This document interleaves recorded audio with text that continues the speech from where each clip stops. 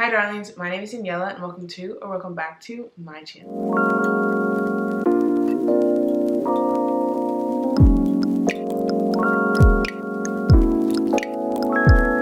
In today's video, I'm going to be doing what I've been reading and my reading goals for this year. I haven't done a video about what I've read in so long. I love making videos about books, so I decided that will be what I'll be talking about today. I'm going to just go over what I've read. Most of it is from 2022, obviously. Just kind of recapping my reading year and then talking about what I am currently reading right now in 2023 and what my goals are for reading in 2023. So let's get right into it. First thing that I want to say is that I do not buy books. I just don't have the excess money for that right now, and so I normally use my local library. So I don't have a lot of the physical books with me, but I did read them physically. I'm a physical books girl. I do not like reading on an iPad or a Kindle. It's just not really for me. I do love an audiobook though, but only when I've read the book already. I don't know, I can't really explain it. I don't have the majority of the books with me, but I'm going to talk about them. So the first book that I'm going to talk about is A Lot Like Adios by Alexis Duria. I don't know if I said her last name right, I apologize. It is the second book in the Primas of Powers series, and I really loved this book. It was a childhood friends to lovers, and they both had like their own like trauma that they were going through that was just like really, not like sweet, but it was also really cool to see them like get over those themes and deal with their family trauma, and at the end it was just so happy. So I really loved it. I definitely recommend it, and I recommend that you read the first book, which I think is called You Had Me at Bolu.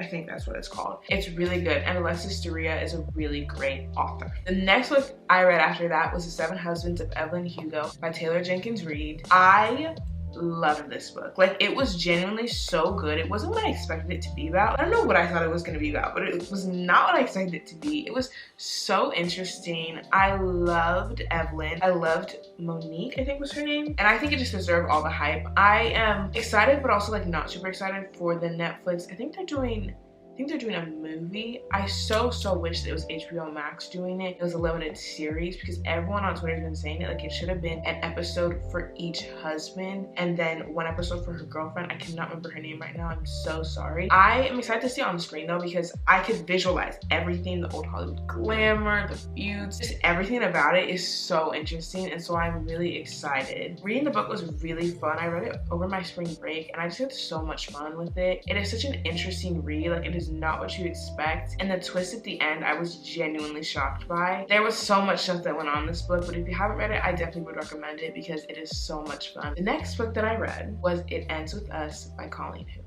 I'm going to talk about this book obviously, but I am in the process of reading one more Colleen Hoover book, and then I will be making a full video about Colleen Hoover because, let's just say, me and Colleen Hoover, we don't see eye to eye on a lot of things, and I have so many issues with the way that she writes her books, with the stories that she tells, and it's really hard for me to talk about it in this short video where I'm talking about everything I've read, and so I don't want not say everything, so I'm definitely going to write a whole video about Colleen Hoover and her books, and It Ends With Us is going to be a very big part of that video because it is one of my biggest issues with Colleen Hoover. But all I have to say is that I don't understand why this book is so popular. I don't understand why people want a love like the book in this, and I'm very worried for our generation. And that's all I'm really gonna say. This book just had so many issues. If you didn't know what the book was about, because I went into the book knowing I didn't know what it was about, like at all. I just knew it was really popular. Everyone loved Colleen Hoover and everyone loved it, and I had read a Colleen Hoover book before,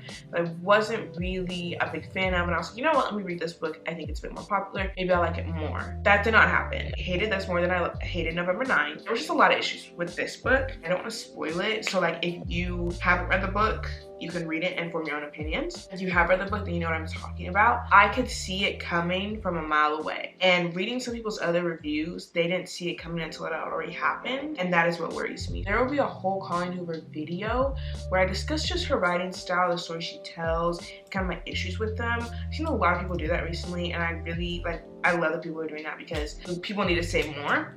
That's all I will say about It Ends With Us. I read Love and Color. I love this book. First thing I would say is Bolu, babalola. The author that you are, if you're watching this by chance, Bolu, I love you so much. I am genuinely your biggest fan. I love the way you write. This was an amazing, amazing, amazing book. This book is like an anthropology book about like mythical tales from around the world that are all like romance tales. I have been following Bolu on Twitter for years now. I love the way she writes, I love what she talks about New Girl and television shows. She's an amazing, just amazing all-around author, writer, and everything. This was her first book and I got it for Christmas and I was really excited to read it. It was so beautiful. It's an amazing book. If you want something that has just so many different stories, so many different perspectives of love, it is so much fun and I definitely recommend it. I'm gonna talk a little bit more about Bolu later in the video. Go read this book, go get this book. It is amazing and you will love it. I promise you, you will love it. Okay, so after Love and Color, I read Homegoing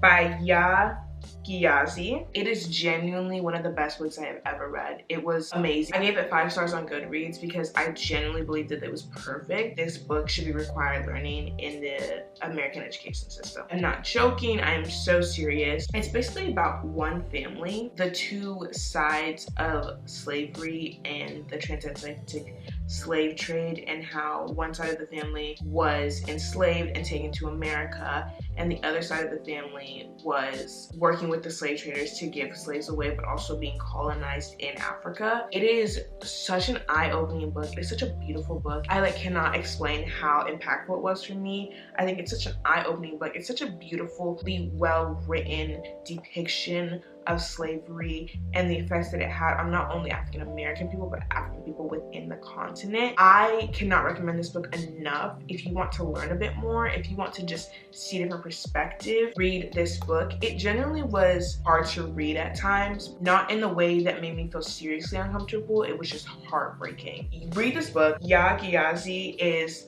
an amazing author and I definitely want to read more of her books. After that, I started off my summer with reading The Summer I Turned Pretty. I read it after I watched the show, so I knew a little bit more about it, but I really enjoyed this first book. I started the second book and I DNF'd it, but I will be reading it before season 2 comes out, don't even worry. I love Jenny Han. I was a big To All the Boys fan, like a big To All the Boys fan. Anyone who knew me in the 8th grade or freshman year knew that I love To All the Boys and Jenny Han. I love the show The Summer I Turned Pretty and I did a whole video about it, so if you want to check out my review of the show, I'll put it up on the screen. It'll be in one of these corners. This book was very good. Vibes were good. I love Belly. I don't love Belly. I like Belly. I like Jeremiah. I'm not Team Conrad. I am Team Jeremiah. As of right now, I've heard that that will change as I read the books. Hopefully this summer I will read It's Not Summer Without You. I think it's the second one. I really enjoyed it and I really enjoyed the show as well. Next up is Get a Life, Chloe Brown. I have been meaning to read this book for so long. It's been so popular and people have been telling me to read it and I read it and I didn't love it. I thought it was a good book. I gave it, I think 3 stars. Yeah, I gave it 3 stars. Like, I love some parts of it. I didn't like others and that's okay. I loved Chloe, but I also wish that she just found her own self-love and self-worth without a man. I think that's my issue. Forgetting the guy's name, I'm so sorry. I think the book just dragged on a little bit too long for me and I got bored with it. I kind of wanted the second book just to see if I liked the author's writing more. That is how I felt about it and I gave it 3 stars. If you've watched any of my book review videos, I'm sure you've heard me speak about Joya Goffney. I am going to do that once again. I love Joya Goffney. I love the way she writes. I love the story she tells. I love Joya Goffney. And so the next book that I read was Confessions of an Alleged Good Girl. Joya Goffney writes the Black girl American suburban experience so well, and every single time I have read a book by her, I have felt so represented in what she's writing. She is the only author, and I mean this so seriously, the only author that writes books where I literally can see myself like in them, depicting the experiences that I have and the feelings that I've had. It's only Joya Goffney that does that, and she's an amazing author. So all I have to say is go read Confessions of a Alleged Good Girl. It's basically about this girl who, she's a pastor's child and her boyfriend and her are trying to become intimate and she is struggling. Like, she just doesn't, her body is not allowing it to happen. And so she's trying to find a way to fix this issue, trying to find herself and who she is within her family. She becomes friends with these 2 people that are amazing. If I say any more, I'm probably gonna ruin the book, but let me just tell you, if you are a young Black girl watching this video, go borrow this from your library, buy this book, Confessions of an Alleged Good Girl by Joya Goffney. Then when you're done, go read Excuse Me While I Ugly Cry by Joy Goffney. She is an amazing author. You're going to love it. I cried after reading this book because it was just so amazing and so beautiful. I definitely recommend that you read it. Go read it, please, please, please. The last thing I read in 2022 was Inca, Where's Your Husband by Daniella Blackburn. And let me say, I did not love this book. I gave it 3 stars. I gave it 3 stars. The categorization for this book was wrong because they said that it was a romance book, and this was not a romance book. This was somewhat coming of age, but she's an adult. Like, that's my best way to explain it. It was a book of self-discovery, of learning more about who she was. Yinka was very flawed. She had a lot of issues, but I loved her. I did love who she ended up with. It just got lost in the details in the middle, and I struggled with keeping up with this book. But I wouldn't say not to read this book. It was a fun read. It was an interesting read. It was a really relatable read, as I am Nigerian, but this is also a British Nigerian experience. It's a little bit different. It's really popular for a reason. I would definitely recommend it. I just didn't love it as much as I thought that I would. So that was for all the books that I read in 2022. Now I'm going to talk to you guys about my 2023 book and reading goals. First thing that I want to do is read 24 books in 2023. I read 11 books in 2022, which is a little bit less than half of what I read in 2021. I really hate that. I wish that I had read more. So I want to read more books in 2023. And I want to read more nonfiction books in 2023 because I love nonfiction books. I just don't read them a lot. And lastly, I want to read more thriller mystery books because I love mystery, and so I want to read more of that. I also want to like invest more into my personal library and buy a couple more books. So those are kind of my goals and what I kind of do. And right now I'm going to talk to you guys about what I'm currently reading. Currently reading Honey and Spice by Bolu Babalola. And I told you guys that I was going to tell you about how much I love Bolu. This book, everybody should read this book. It's an amazing book. It is beautiful. It is an amazing love story, and I love it so much. Read this book. After I finish Honey and Spice, I will read The Color Purple by Alice Walker for my English class, and I'm really excited about reading this. I've watched the movie before, but it's been a while, so I'm excited to read this and get to like analyze it for class. And then after that, I will read All About Love by Bell Hooks for pleasure. I started it a while ago, never finished it, but I want to finish it this year, probably in February for my like love book. I like to read romance book for February, especially Black authors as well because it's Black History Month. That is what I will be reading. Thank you guys so much for watching. If you enjoyed this video, please leave a like, comment down below, and subscribe, and I will see you guys in the next one. The next couple of videos are really exciting, so I'm excited for y'all to see them, and I will see you guys later. Bye!